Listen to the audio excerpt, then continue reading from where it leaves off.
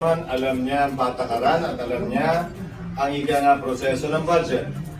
May mga kasama pang abogadong nagrereklamo kaugnay ito, pero ito ang alam ko. Wala pang dineklarang unconstitutional na bicameral conference committee report. Wala pang dineklarang unconstitutional na committee report. Sa katunayan, wala pa yatang dinedemanda sa korte para ideklarang unconstitutional ang isang committee report o bicameral conference committee report. Ang dinedeklarang unconstitutional ay batas.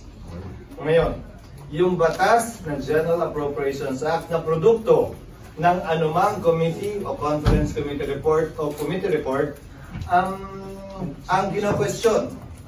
At kompleto yung batas na yon, walang blanco, walang kulang, at yung amount ay nagsusuma. Unawain po ninyo.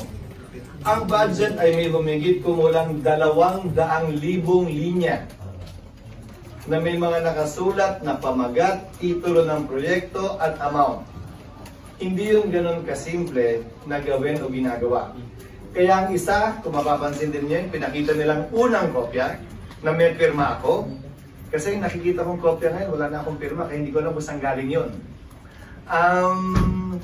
Ay nakasaad doon na otorisado ang Committee on Appropriation and Finance na mag-correct, magpuno, maglagay, dahil posible na may nakaligtaan doon.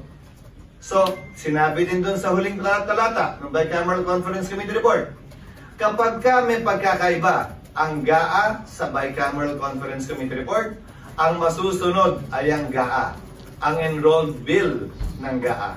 Kung babalik tanawan naman natin, ang mga naging desisyon ng Korte Suprema, ang pinagpipilian lamang ng Korte Suprema kung sakasakali may pagkakaiba, kaugnay sa isang panukalang batas ay ang journal entry rule na tinatawag o yung pinasok sa journal base sa debate ng Kamara at ng Senado o yung enrolled bill.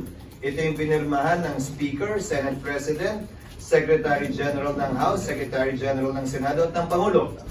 Ayon sa Korte Suprema natin, sa mahaba at marami ng desisyon, ang susundan at sinusunod, kaya yun yung nakalagay sa Bicameral Conference Committee Report, ay yung enrolled bill. Yung pinirmahang bersyon ng batas ng Pangulo, ng leader ng Kamara at ng Senado at ng Secretary General ng dalawang Kamara.